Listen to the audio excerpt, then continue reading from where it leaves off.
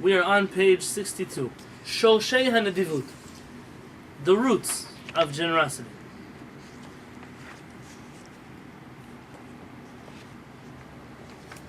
Now there's an interesting thing. The world has always accused the Jewish people of wanting to take over the world. Of wanting to run the whole... Everything that happens in the world, it's under us. You have to understand, there's a book, The Protocols of the Elders of Zion. I've heard of it. Yes? This book is 100% saturated anti-Semitic literature. And this book tells us that every 100 years, however, well, all the Jewish elders get together and they plot out what the next 100 years of history are going to look like. Now, absurd things is only somebody not Jewish could imagine that you could get all the Jewish leaders together at the same table. There's no way in the world, in our religion, you could get all the rabbis to sit together at one table. It would never happen. I mean, it's a sad thing, but it would never happen.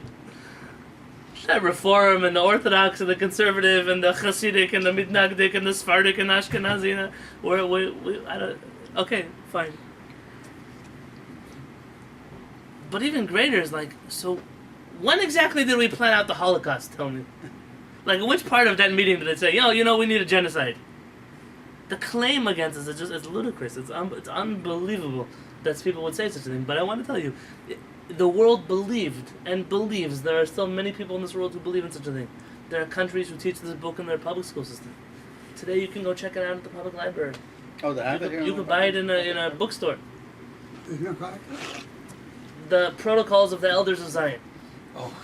Yeah? Meaning, at which point of our history do we plan out the Cossacks and the Inquisition and the Holocaust? Oh yeah, that's what we're going to add to the list And of with which things. army? And with which army are you going to make this happen? But here's what's incredible. What's incredible is that if you would say the protocols of the elders of the Italians, nobody would even believe such a thing. Yeah, all the Italians get together, they plan a history. The protocols of the elders of the Mexicans, of the elders of the Canadians. No, in no other nation could you substitute with that title in the world. Oh, that makes sense. We know the Canadians run the world.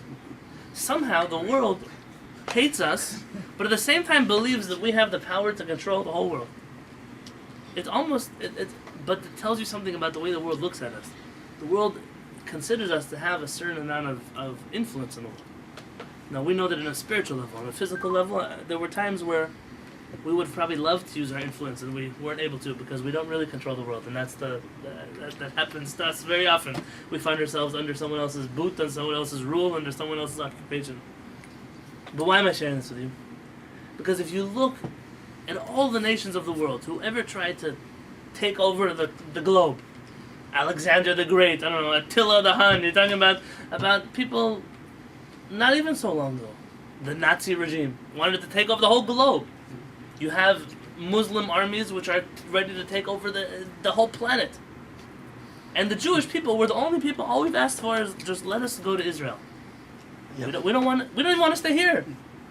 We want to go home. And stay there and just give it to us and leave us alone and give us these little borders that we asked for and don't fight with us over the few square miles that we have. And the world will never ever give this to us.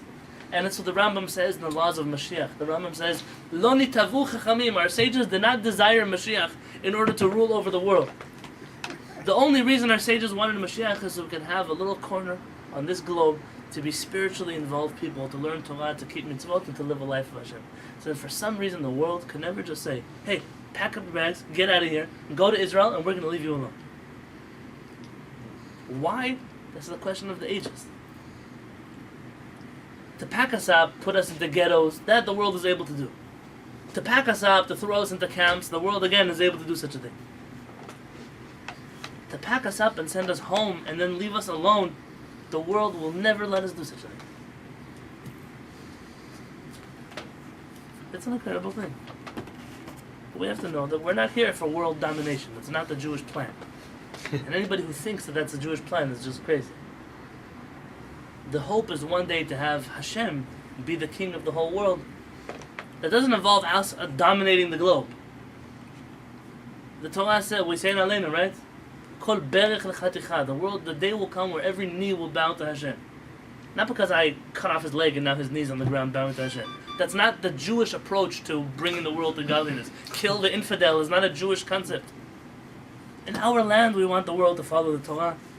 outside, we hope that one day the rest of the world will come to understand HaKadosh Baruch Hu, but we don't want to take over the world and force everyone to do that. It's not part of our plan, regardless of what the book says. And you have to really, really know that Am Yisrael, we don't come from such a place. We don't come from such a place. When we have, talking here about generosity, Avraham Avinu is the king of generosity. And generosity has to do with what I just told you. Because of a war, there were kings that were trying to take over this globe in the days of Avraham Avinu. And Avraham Avinu got involved in their war. You have to understand, Avraham Avinu, you look at him as some guy living in a tent in the desert.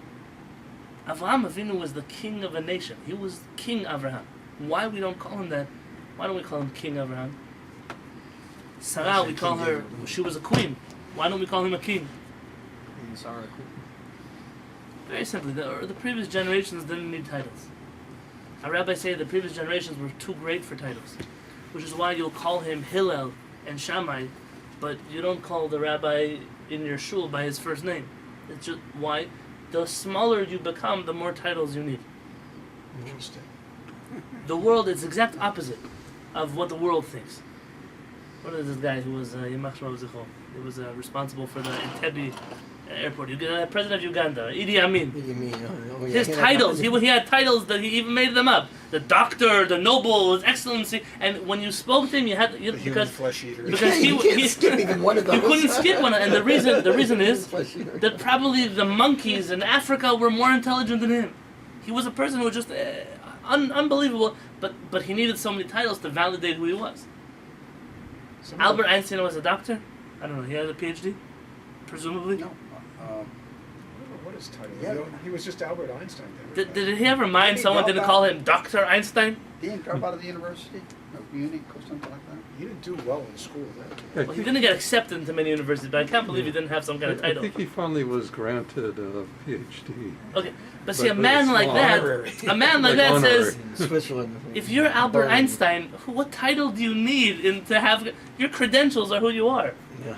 It's only in a world where you don't really know who has credentials, who doesn't. Just look today what the title rabbi is and how many people carry the title, and you realize how meaningless the title is, which is why people invent other titles. The Rosh Yeshiva, the Chief Rabbi. You can't be a rabbi, you have to be the Chief Rabbi. You can't be the Chief Rabbi of all the rabbis. They have a lot of titles. It's a special thing. You're a Dayan, he's a judge. Because the greater you are, the less you need somebody He was to enormously wealthy. cover. Who? Avraham Avinu. But he was really a king and had thousands and thousands of people who followed him. So they had Remember, some he pretty converted nice tents people. back there, like, Pretty yeah. nice. He had Fancy tents. he converted people to Judaism. We said he had a whole nation. The Nefashot Shel Zabachar, there were a nation that he created. What happened to nations? The Rambam talks about this. The nations unfortunately reversed their ideology as soon as they didn't have a leader to lead them. So, But at the end of the day, you see that Avraham Avinu was royalty, and he goes to war with these kings. Let's read it to you. Umendivuto hanifla'a shel Avraham Avinu.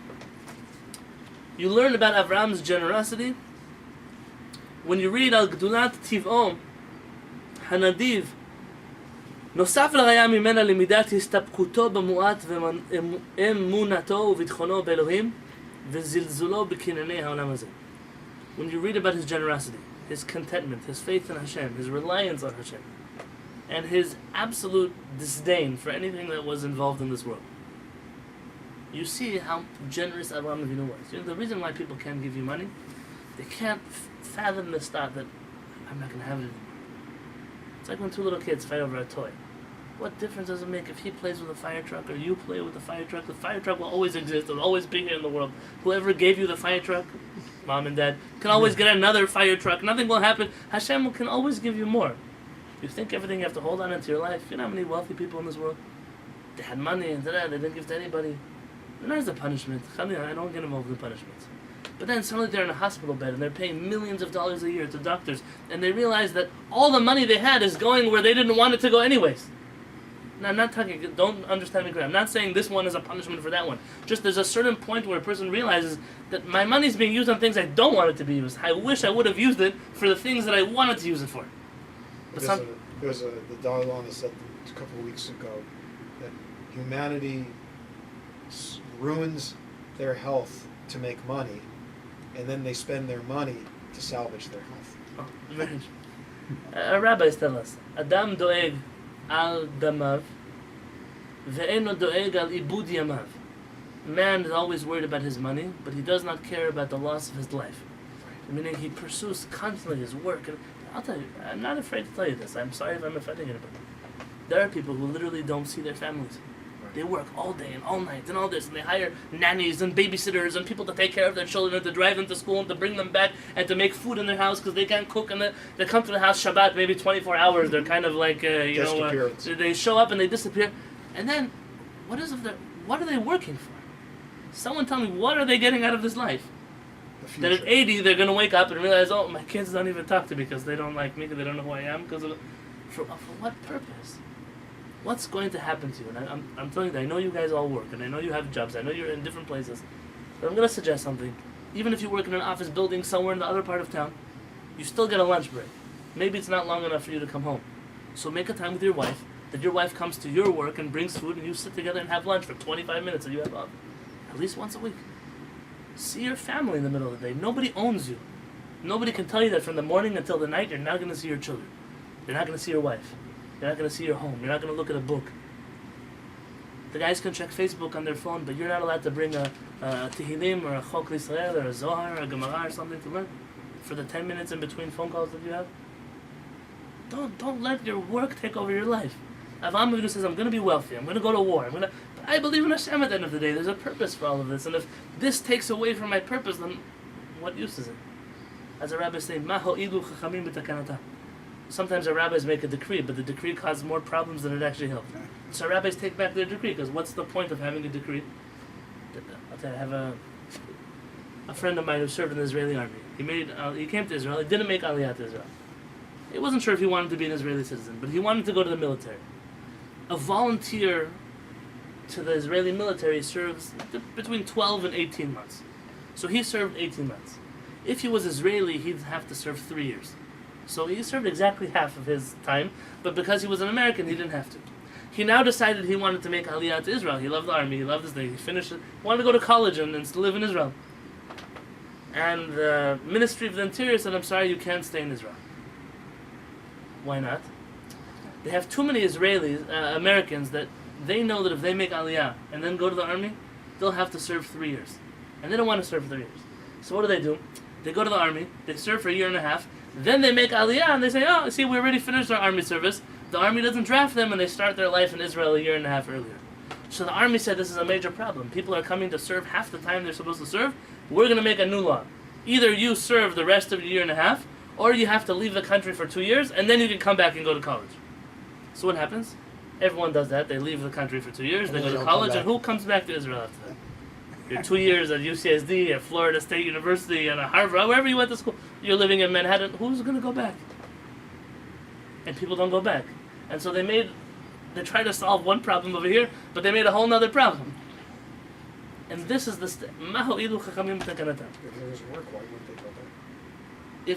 Because you already get used to a certain lifestyle. You have a swimming pool in your backyard. You have 3 cars in your house. All kinds of.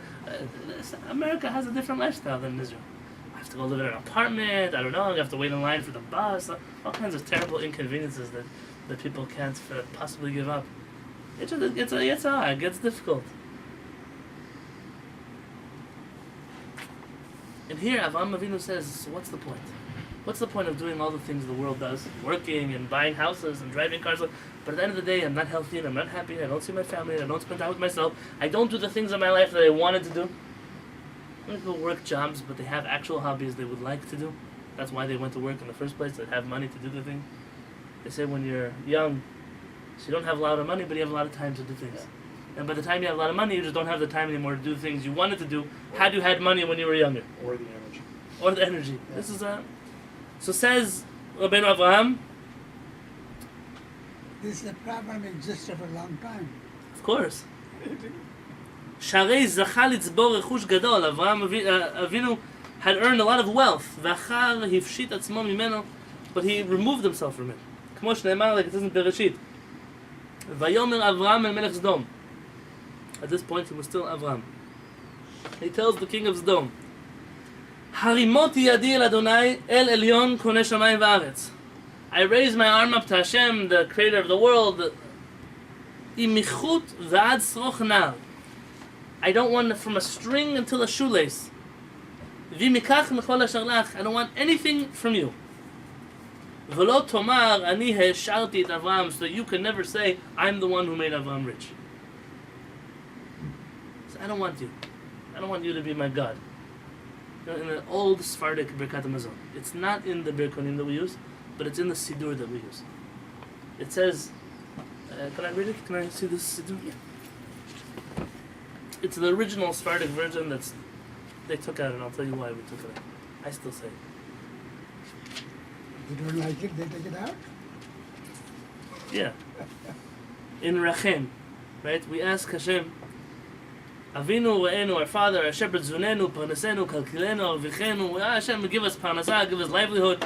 And then we say, V'al tatzachenu de'metot basar v'dam. Do not let us need the gifts of humans.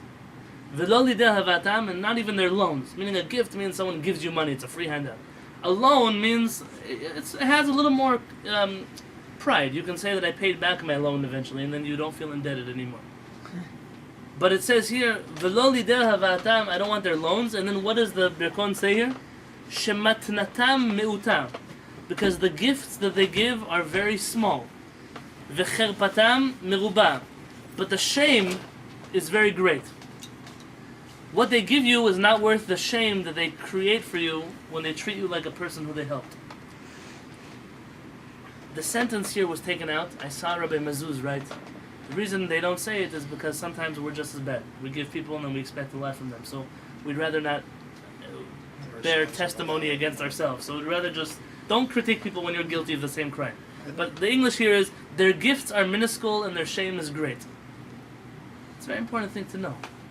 You get help from somebody, and sometimes you prefer, I'd rather get, but what they have on you afterwards is not worth, it's not worth the help that you got. It's a slave for me sometimes. Yeah.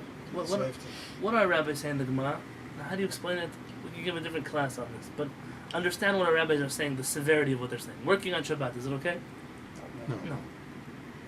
But our rabbis tell us, Aseh Shabbatcha chol. Make your Shabbat into a weekday, and don't ask for money from other people.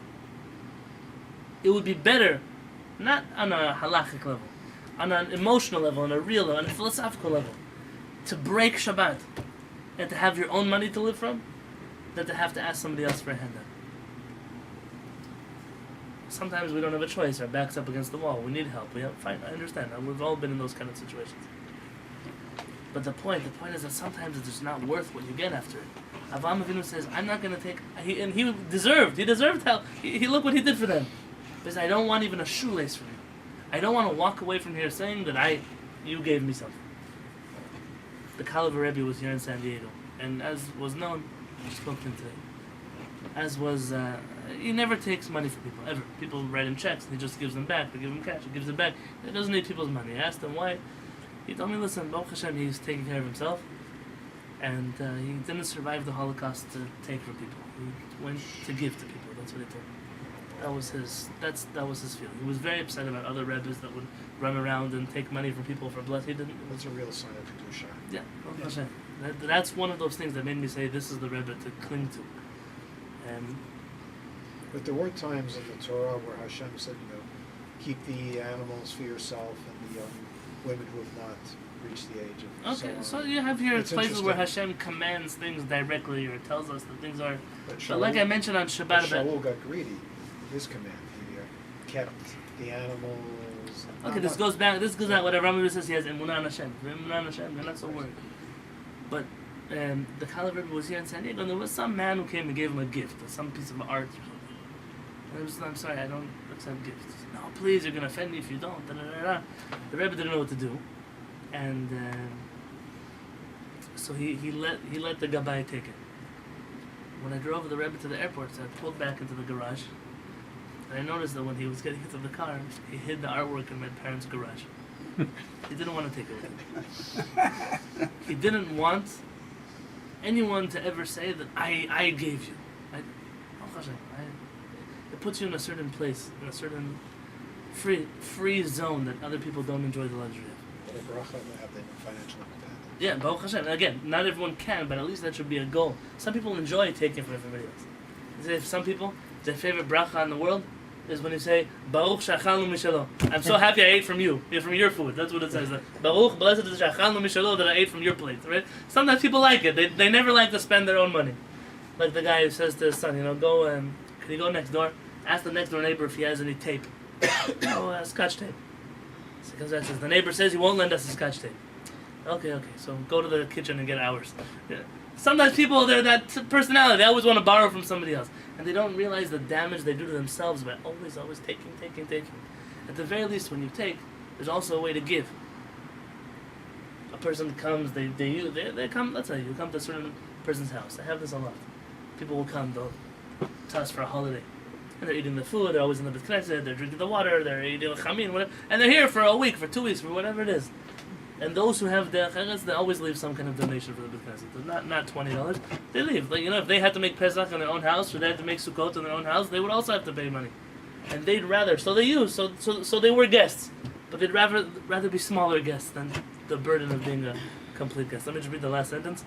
Dami dazo, says Rabbi Avraham, you must contemplate this character trait. V'hitdabek, and cling to it. V'lech bikvotav shel Avraham, and follow the footsteps of Avraham Avinu, kichol asher tuchal, to the best of your ability. So next week we're going to talk more about this. It's a very important thing to understand. It says Rabbi Avraham that generosity, the root of it, is to not be so attached to this world. People don't give tzedakah because they feel like they're always losing out. People don't give tzedakah because they're afraid of maybe they're not going to get money tomorrow. And HaKadosh Baruch Hu, the same one who gave you at the beginning to give, he'll give you again. It takes emunah. It takes a certain reliance on HaKadosh Baruch Hu, which is not unhealthy. I'm not talking here, empty out your bank account and give it to the guy who knocks on your door from some yeshiva and drop. Responsibly. But the people who are very rich, they're very cheap, they're very stingy, it always comes from a lack of emunah. And even if they don't admit it, it's just the root. Because you see that when someone doesn't have that flaw in the root of their character, they always come out on the other side much more generous.